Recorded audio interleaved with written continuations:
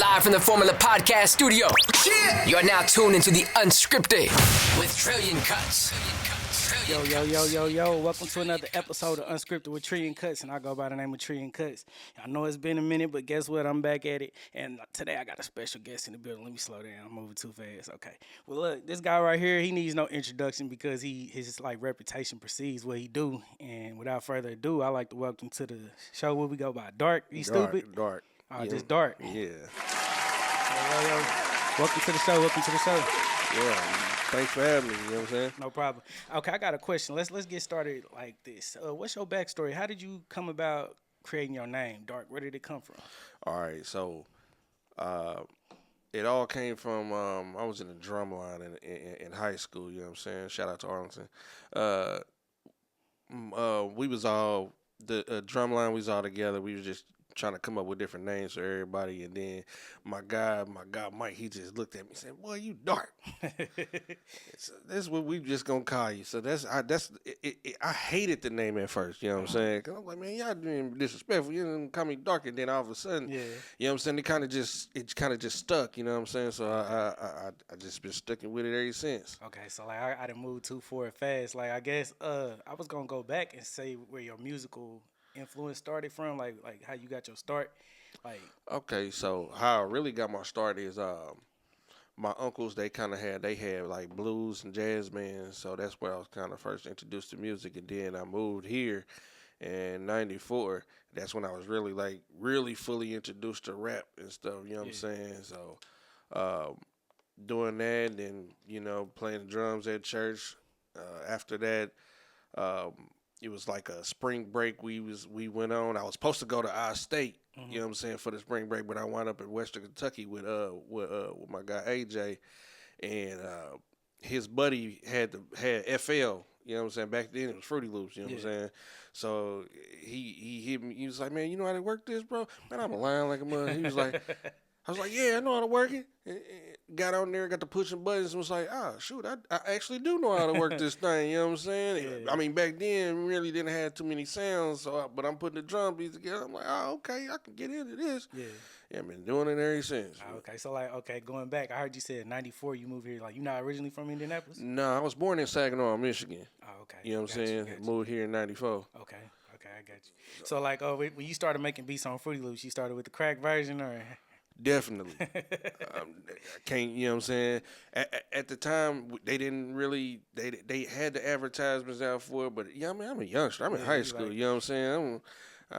This is we you know what I'm saying? This is what LimeWire days, you know what I'm saying? Yeah. So we cracking everything. We cracking music, you know what I'm saying? That's when Napster was popping too. You know what I'm saying?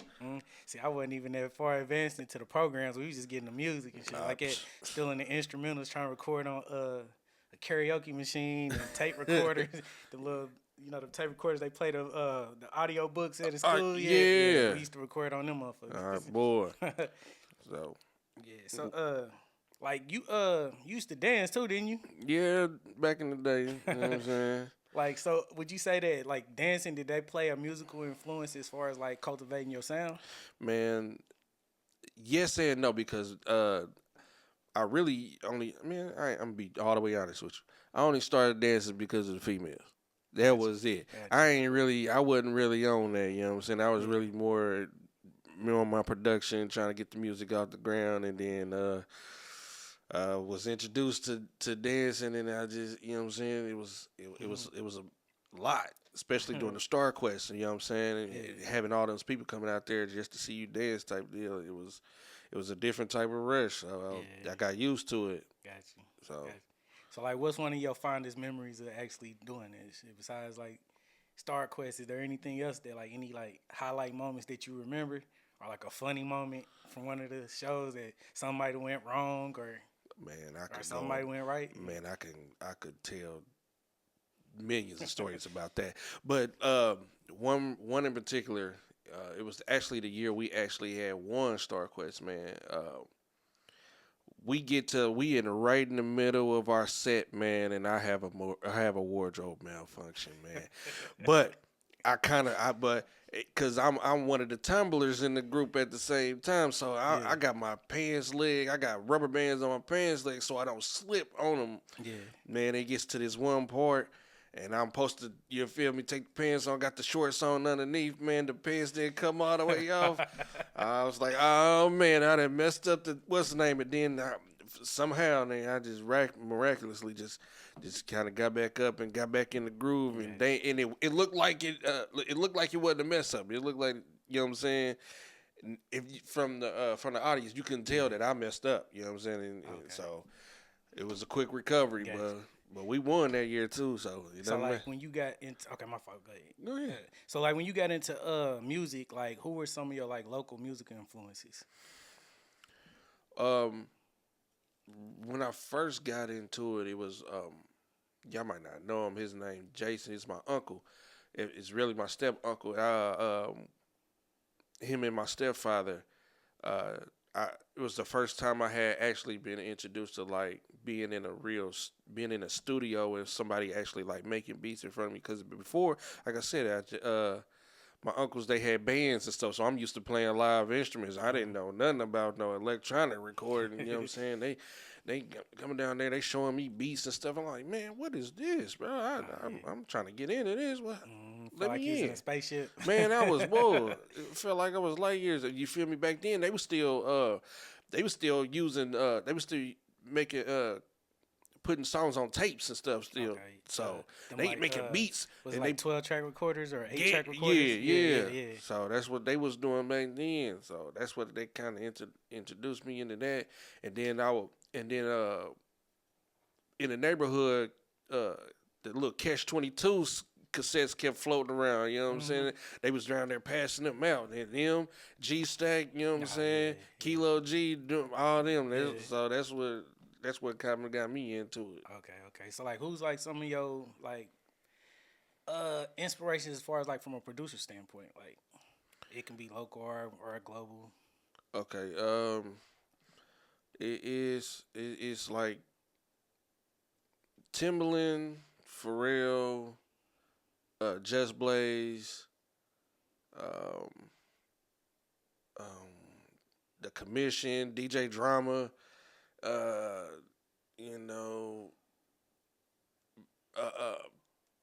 Toomp, Jazzy Faye, all them, man, them type of producers, you know what I'm saying?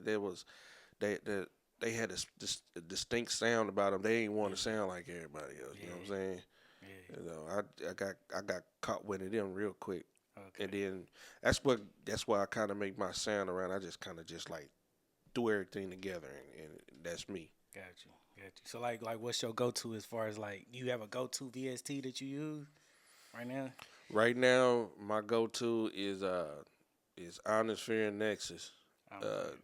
Ionosphere Nexus and Purity. Got you. Them, you know what I'm saying? Them the top three right now for me. Okay, so like, what's some of your for the people that don't know that's actually watching this? What are some of your like biggest songs that you produced in the city? Like,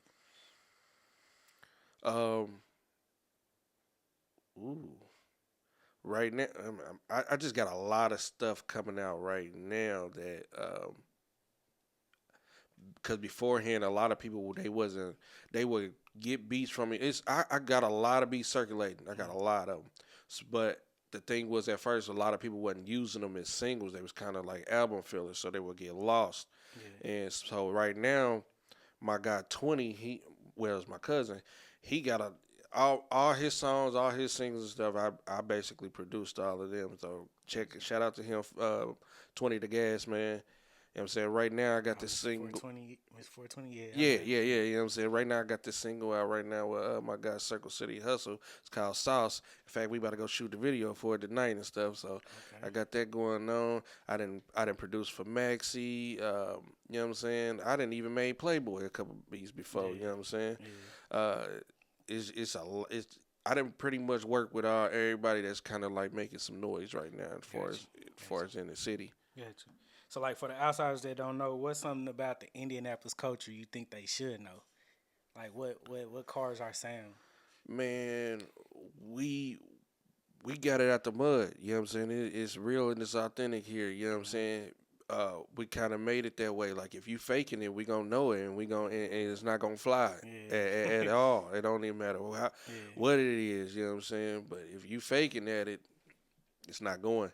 So and you know what I'm saying, it's real talent here, you know what I'm saying? It ain't just a bunch of just dumb stuff going on that y'all see over the internet and stuff like that, especially with the any animal crap. It ain't even us anyway. Yeah, they ain't even from Indianapolis or Indiana, period. That's not even us. But anyway, but if you haven't tapped in, man, now's the time to tap in on what the city got going on. It's a lot of dope artists here, as far as male, female, R&B, rap, hip hop, all that. You know what I'm saying? Come check out the streets. That's about to come up in a minute, man. Are you a part of that? You on it? I'm actually not, but I'm gonna be down there. You know what I'm saying? Gotcha. But you know what I'm saying? It's a good scene, good hip hop scene here, and man, they got bars here. Yeah. You know what I'm saying? So like, I know we started in a era where like music started with the tapes and stuff like that. Like right now everything's digital, cause like ain't nobody selling no CDs no more. So like, how did you find yourself adapting to it? Like, and like what made you keep going when you seen the change come? Okay, so it was an easy change for me because I really didn't even put out a bunch of CDs beforehand anyway because of just the logistics of it. So it wasn't a real bad changeover for me because I have already been doing it. I would go the digital route anyway, especially like so what we used to do was email blasts. Oh, okay. You know what I'm saying? We were crazy on the email blasts back then. Now everything is, you know, is so accessible in your hand, especially like with these digital distribution, because we didn't have that at first.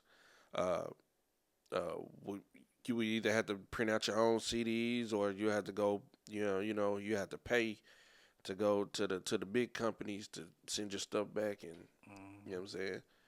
So what I see, like recently you've been working on music, like actually doing it like for yourself, like fuck the rappers. I mean, I'm a producer, but at the same time I'm stepping out. So, what sparked that flame up? It really kind of never left. What happened was I just kind of went on a little hiatus because you know what I mean. I was rapping beforehand, but like I said, we weren't really serious about it as much. We was just doing a bunch of songs, and now it's kind of to the point where, you know what I'm saying, want to actually put some money behind it and do what I need to do to go ahead and get my sound on out there, and wake them back up, and you know what I'm saying, like. Yeah, I really could do this, you know what I'm saying? I be really sparing a lot of people, you know what I'm saying? And I'm just going ahead. So, and it got to the point where, you know, and then it got, so a lot of people start using these YouTube beats and going to go, what's the name out there? So I'm like, shoot, y'all want to go and hop on the YouTube beats? All right, bet. I rap on these beats myself. I got them. You know what I'm saying? I do what I need to do. But I had to reclassify myself, so I had to rebrand. So I'm really not a rapper anymore per se. I'm more of an artist. You know what I'm saying? I don't want to be stuck in that box. So because I do a lot of different stuff, and it don't just be rap all the time. You know what I'm saying? So okay, you're an engineer too, right? Definitely. Okay, so from the point of an engineer, I've experienced this. It was a culture shock to me when I first seen this. Like, what's your take? Like, how did you first? Or like, do you work with any like YNs? Yes. Okay, so like, how was it like when you first engineered one of them compared to like how you traditionally recorded? Man, structure, like song structure. A lot of the YNs, they come in the booth and they think they can just go like they Wayne or something. Punch me. They the punch in kings, but man, it ain't. Some of it's cool. Don't get me wrong. Some of them be hard though. But then some of them be like, hey, this man ain't saying nothing. That be the problem. Yeah. It'd be like, they have a bunch of songs and it's like 30 different topics in one song. Yeah, it ain't for every song. Yeah, it ain't on subject. Like, it ain't got nothing. Ain't no substance or whatever. I don't mind, y'all doing the punch in and what. I just want y'all to just have something to say. You know what I'm saying? Yeah. Don't just just come in the studio. Man, I get a lot of them that just come to the studio. Man, we just gonna freestyle today. We just gonna do whatever. All right, man, Okay, that's you cool. paying for it. Right. I mean, actually, you know what I'm saying? I love them because they spend the most money. They gonna be in there because they gonna punch you in to death, man. Versus one guy, you know, he got his stuff together. He trying to do a song in 30 minutes. Yeah. You know what I So mean? like, what's the most songs you recorded in like an hour? Probably at the most, probably like 3. 3. Because And you did the mix and everything too. Yeah. Ah, you different. Cause usually when I be having people come through, they be like, "All right, yeah, I'm gonna book an hour. I'm gonna get like 4 songs done." I'm thinking like, nigga, I still gotta cut your air pockets out and clean it up and do all that.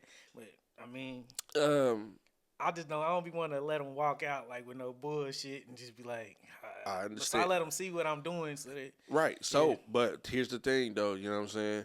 And what we got to start doing as far as like independent studios, man. Yeah. We gotta copy the format, man. It's just recording at that time, and then they gotta pay for they the gotta mix. they gotta come back. You know what I mean? To come Gotcha. to you know what I'm saying, to get everything together. Gotcha. So a lot of times they record rough drafts anyway. You know what I'm saying? So but it's some that'll walk out of there after 15 minutes doing the track.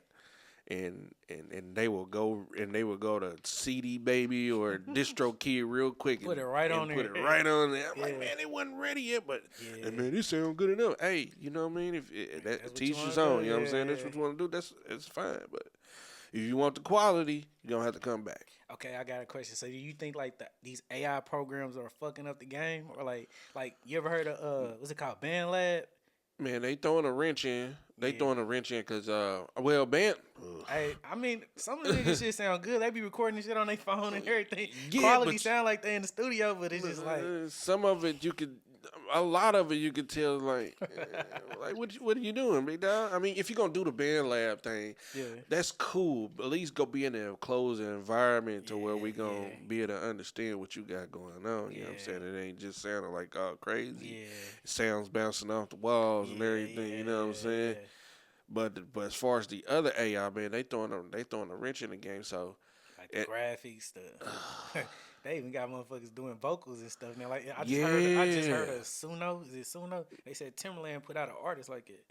He's put he's a lot of people mad about this shit. Yeah, because he would do this review. You know what I'm saying? They thinking that he used their music to program the AI that they're going.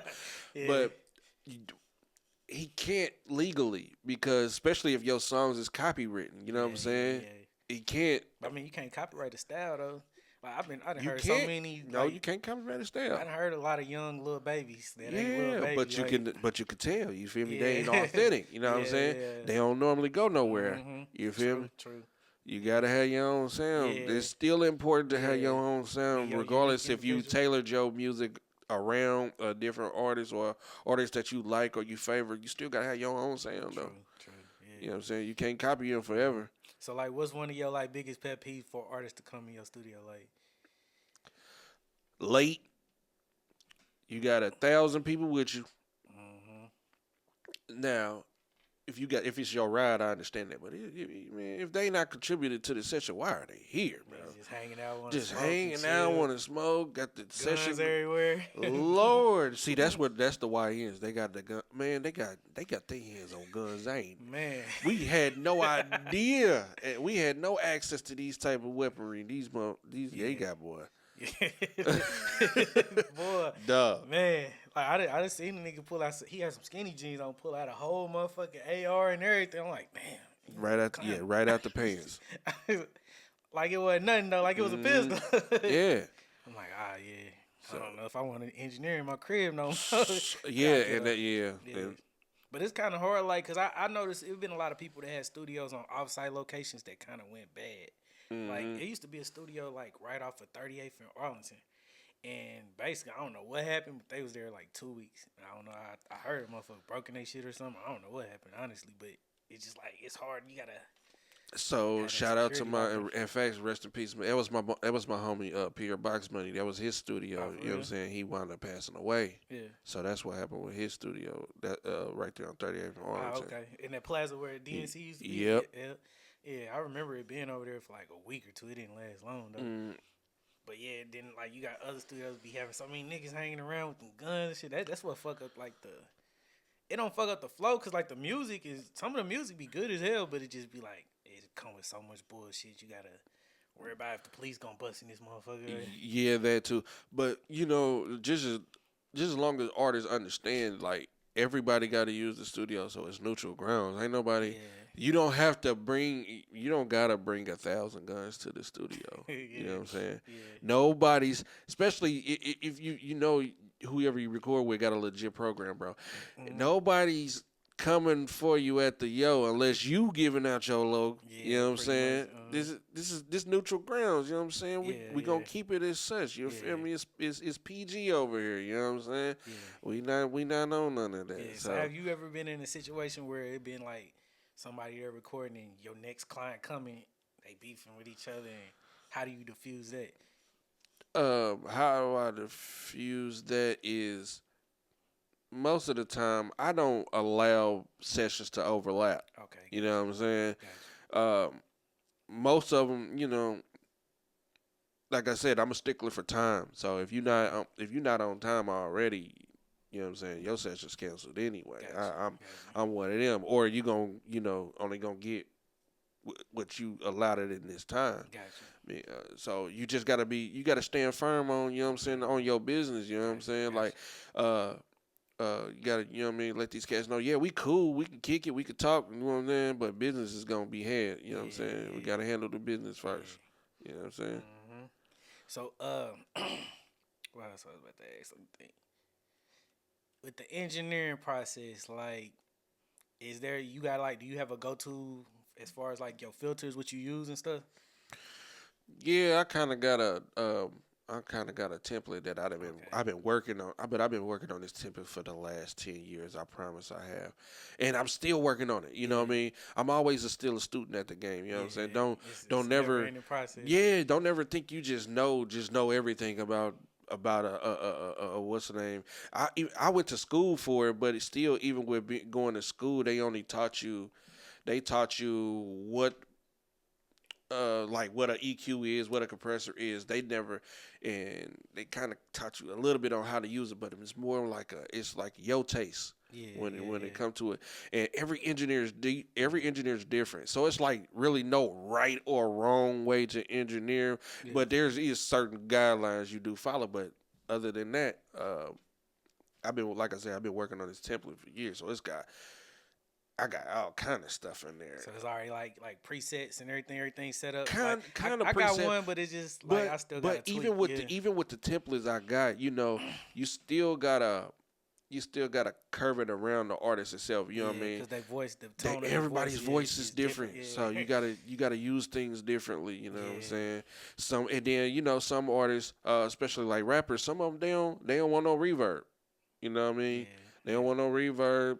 So how do you mix dry vocals though? Oh, it's. I don't think I ever done that. So not recently. You gotta kind of trick them. Make them think it ain't there. You gotta make them think it ain't there. Real low, you gotta put it real. You gotta, you know what I'm saying. You gotta make it sound like a little room. Hey, if y'all hear this, y'all don't hear this. That's one of them conversations they ain't supposed to hear. Hey, but it ain't. But at the same time, it is what it is. Yeah. So, but, yeah, some of them don't like reverb. Some like a lot of reverb. Some want auto tune. And listen, auto tune is not a volume. You can't turn auto tune up and down, bro. It's not a volume. That's one of my pet peeves. Man, can you turn it to auto tune up? What do you mean? Just turn give me it just up? a little bit. Just give me a little bit. What are you talking about? It's not a program with a volume. But and then see, you also got to BandLab play. They got some shit where they can just press them. They just So you gotta somewhat already know how to hit the note before you start turning on auto tune. Yeah, I get rappers in there that want me to cut on the auto tune after they didn't rap the whole song through. Hey man, put auto tune on the key they sung in. They really ain't got no pitch in it. It's just everywhere. Yeah. So I already know. I already know how it go. I know some people that just like they love auto tune. They use it when they rapping and they ain't even singing at all. It just makes no sense. You know what I'm saying? Me, how I like to use auto tune, it's really more of a pitch correction, not so much for the effect. Sometimes I really like trying to make it sound close to you as possible. That's what I specialize when I do my engineer. I don't really like do a lot of the little tricks and stuff that kind of take away the attention of what you actually saying. I don't really like doing a bunch of that because I want you to get out what you getting out. You know what I'm saying? I want your words out. I want to capture the feeling. Yeah. You know what I'm saying? And not over process. Gotcha. You know what I'm saying? A lot of because the beats themselves already over processed a lot of times. You know what I mean? We got a lot of stuff going on in there, and I know that I can tell the difference from when a strict engineer versus a producer engineer mixing a song. I can tell it's a difference. We do it subconsciously. We'll put y'all vocals inside the beat. Yeah. Instead of on top. And I get a lot of flack from it, but I'm like, man, this sound good. But you know what I mean? Sometimes, like I said, you gotta humble yourself sometimes and realize like what your customers are saying and what your audience is saying. Like take that into accountability. So they prefer like they vocals like over the beat, or you know what I mean, or stand out more. Got you. Us being engineers, we try to blend everything together. We try to make everything fit in a certain pocket, but sometimes that's not what the artist wants. So and you got to realize like your job is to facilitate. You're facilitating the session. You know what I'm saying? It's not always about what you would do in this situation. Sometimes, you know what I'm saying? Sometimes you just give them what they want. Give them what they want. Sometimes you just gotta give them what they want. Especially they paying their money for it. So hey, give them what they want. Now, if they got a problem with it afterwards, then that's when you can come back and charge double. Got you. You got to double back. Hey, you got to double back. Hey, you know what I'm saying? Yeah. So like, have you worked with any industry artists, like produced or anything? I haven't produced yet for any artist, but that it's on the way. But I have recorded. I've recorded like I Swear Vezzo before, Babyface Ray, Trevor Jackson. Okay. This was all at Onyx when it was open. Onyx had a studio in there. Damn, they did have a studio. Oh yeah, I was in there every Thursday. You know what I'm saying? We was going in. And what happened to Onyx? Man, we'll talk about that off what's the name. Yeah, I didn't know they had a studio. I know they had a barbershop in there, motherfucker. Oh yeah, barbershop. They had food, man. Listen, that place was that place was gonna make millionaires. Okay. You know what I'm saying? Yeah. But once again, some young stuff happened. You know what I'm saying? Like I said, I'll tell you about it. Yeah, got you. Off air. Got you. So like, recently, like what you got in the hold on, let me go back. I'm sorry. You used to be in a rap group.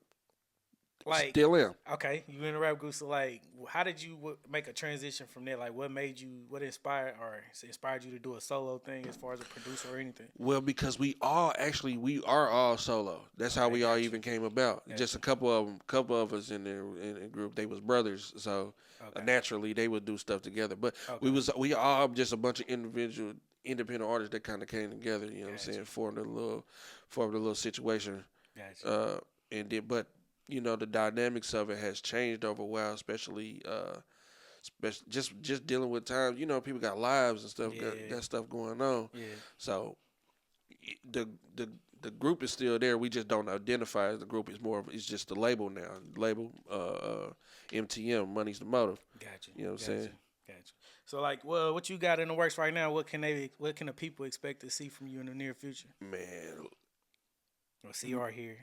I'm putting out a lot of content now. You know what I'm saying? Getting more into that because a lot as producers, most of the time we be sitting behind the scenes and today you really can't do that no more. You know what I'm saying? You got to get in front of that camera, got to get active, got to get seen. So you about to see a whole lot from me, especially like pretty much almost for the next 10 weeks. I'm putting out a song every week. You on a mission? Yeah, I'm on a mission. You know what I'm saying? I'm not even focused on putting out any like albums or any EPs or nothing like that because I want to build a fan base first. You know what I'm saying? Give some.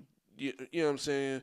I see a lot of artists. They put a body of work out prematurely, and then you got a lot of songs you didn't just put out there and then you ain't got nothing to do with it. You know what I'm saying? See, like what I plan on doing, like I wanted to work my shit through like TikToks and like movie sketches and shit like that. Like, I done just got that camera right here we on right now. Like, and it's a cinematic camera, so I just wanted to try to explore into that and like going back, taking the music that's already on Apple Music, putting it, in the background. That's a on good that thing. shit, yeah. As far as as far as producers, we need to get more into sync licensing. Yeah. That's really where the money is, man. Yeah. Like the chasing these streams and trying to chase these placements from artists. It's pennies on the dollar. It It's, ain't yeah, even pennies. It's less than pennies, man. Yeah. And then you get a placement, and then you gotta wait 6 to 8 months, maybe a year, to even find out if they even used it on the project. Yeah. And then after that, you still gotta wait for the bag to even come through. You gotta make. I mean, all of it's a gamble. Yeah. It's a gamble, but hey, stick with it. You know what I'm saying? You'll find your way. Just as long as you stay true to the craft, you know what I'm saying? You're going to find your way. Got you. So, like, backtracking a little bit, like, you said you played the drums in church. I know you did. But, like, I'm saying, like, are you still actively doing that? Yeah, I still am. Every Sunday, same church I've been going to the last all my life, pretty much. You got to kind of keep yourself grounded. You know what I'm saying? And that's one way I can, and I give back to the community doing it like that. Got you. So like, who would you like? Okay, hold on. Damn, I forgot my question. How they drive me. Who would you put on your Mount Rushmore of producers, like all time? Let's see. My Mount Rushmore producers. And I got my other question I was gonna ask too. I remember now. Yeah. Okay. Like I said, man, it right now, I like Tay Keith. He's doing his thing. Metro.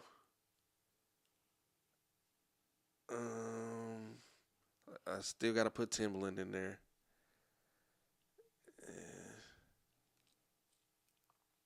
That last one is probably Mustard right now. You like Mustard? Yeah, man. He's the West Coast right now. He is the West Coast. Yeah. You dang near gotta go through him. Okay, now I got my question back. Okay, if you could like bring back one thing from the early 2000s, like as far as the music or anything that involved entertainment in the local scene, what would it be? Man, gotta be Music Monday, like the real Music Monday. You know what I'm saying? Because there was you'll pick that over Star Quest, or like the high school talent shows and shit like that.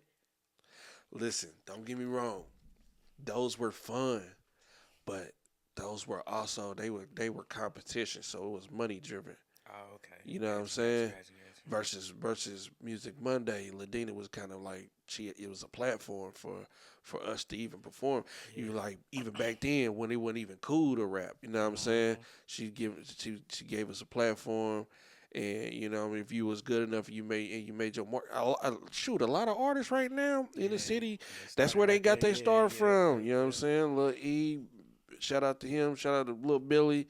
You know what I'm saying? HFBT, you know them, Maxie. That's where you know what I'm saying? That's where we got to see them. You know what I mean? Got to see them grow as an artist, you know what I'm saying? From the bottom, not having no fans, you know what I'm saying? Coming in there, paying their little money to come perform and stuff like that. They, you know what I'm saying? A lot of them, they really built their brand up from that. Okay. You know what I'm saying? And then there was a lot of other, you know, Music Monday type of stuff going on around, but there was none that had the impact that Music Monday had. If I could bring something back, I would say it would be the Ugly Monkey. I don't know if you remember they used to have those shows.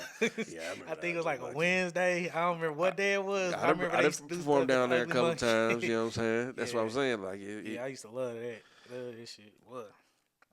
But okay, we about to wrap up. So I mean, is there anything else you want to, put out there like that you working on or? No, just go follow me on all platforms. Darkk Stupid, DarkKKUSTUPID, and I also got darkustupid.com. You can find all my links, all my social media links to there. You can find my projects there. I did put out a project. It was probably late October. You know what I'm saying? It's kind of like a music series that I'm kind of doing. The first one was called Darkk Stupid. It's Darkk Stupid mixtape. Gotcha. The first one is Winning. You know what I'm saying? So what I did was I just made a bunch of beats and I put different artists I want on them and kind of get another traction through that. You know what I'm saying? They had to pay no money. Yeah. It was just that I was doing it out of love and I like what they had to bring to the table. Gotcha. And I'm still keep going on. Now I'm about to do a couple different type of series, you know what I'm saying? One of them is going to be Who Got Bars. Another one going to be Back to the Trap, you know what I'm saying? Yeah. Then another one Ladies Night, you know what I'm saying? I'm going on like it's a whole series that I got going on right there. So be on the lookout for that. Like I said, I'm putting out my own music right now. Everything's a single. I got beats for days. You know what I'm saying? Yeah. Check me out. You know what I'm saying? All right. Well, I mean, I would love to keep going, but we pushing for time. So I just want to say I thank you for coming on the show. I appreciate you for, spending your time here working. You could be anywhere doing whatever you're doing, but I appreciate you, though. It's no problem, man. You heard it here first. I got a Darkk interview in case y'all didn't see it. But now y'all seeing it right now. But It's been another episode of Unscripted with Trill and Cuts, and we out. Yeah.